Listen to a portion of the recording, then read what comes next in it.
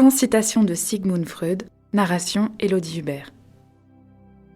Nous ne sommes jamais aussi mal protégés contre la souffrance que lorsque nous aimons.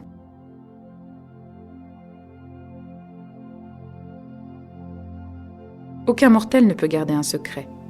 Si les lèvres restent silencieuses, ce sont les doigts qui parlent. La trahison suinte par tous les pores de la peau.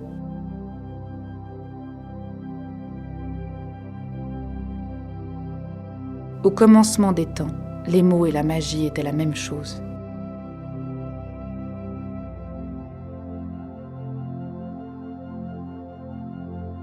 Les poètes et les romanciers sont de précieux alliés. Ils sont, dans la connaissance de l'âme, nos maîtres à tous, hommes vulgaires, car ils s'abreuvent à des sources que nous n'avons pas encore rendues accessibles à la science.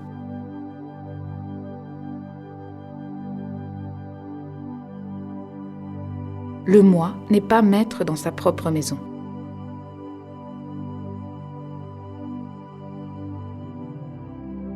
L'homme énergique et qui réussit, c'est celui qui parvient à transformer en réalité les fantaisies du désir.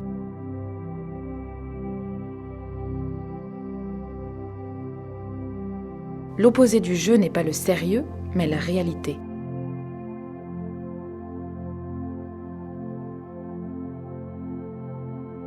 Il existe infiniment plus d'hommes qui acceptent la civilisation en hypocrite que d'hommes vraiment et réellement civilisés.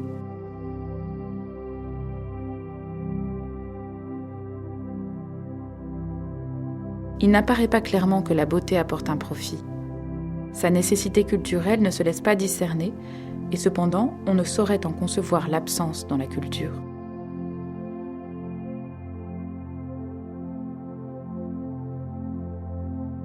Partout où je suis allée, un poète était allé avant moi.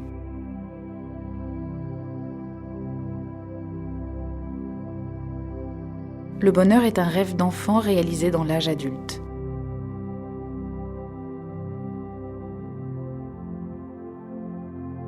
Tout symptôme n'est-il pas une façon de dire, en même temps que de cacher quelque chose à quelqu'un ?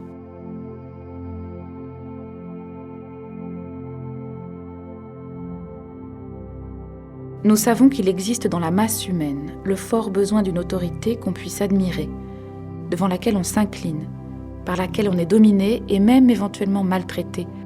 La psychologie de l'individu nous a appris d'où vient ce besoin de la masse, c'est la nostalgie du père.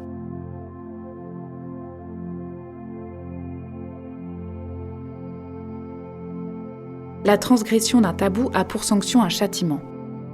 Le plus souvent une grave maladie ou la mort. N'est menacé de ce châtiment que celui qui s'est rendu coupable de cette transgression.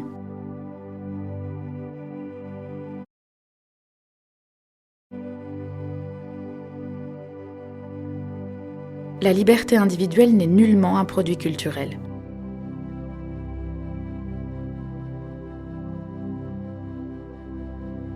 L'origine des névroses est à chercher dans des traumatismes apparus durant l'enfance.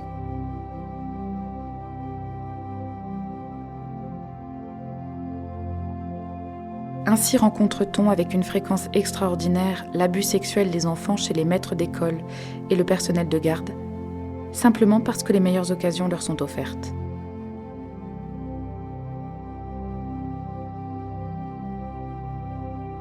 Certains actes en apparence non intentionnels sont en fait parfaitement motivés et déterminés par des raisons qui échappent à la conscience.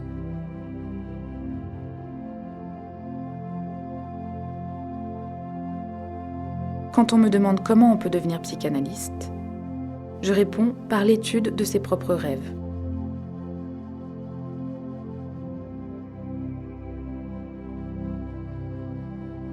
Toute la tâche du traitement psychanalytique pouvait être résumée dans la formule « transformer tout l'inconscient pathogénique en conscient ».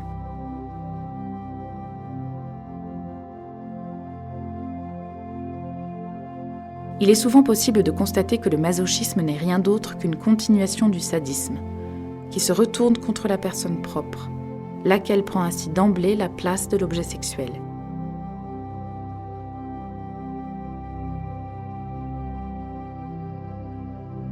La civilisation est quelque chose d'imposé à une majorité récalcitrante par une minorité.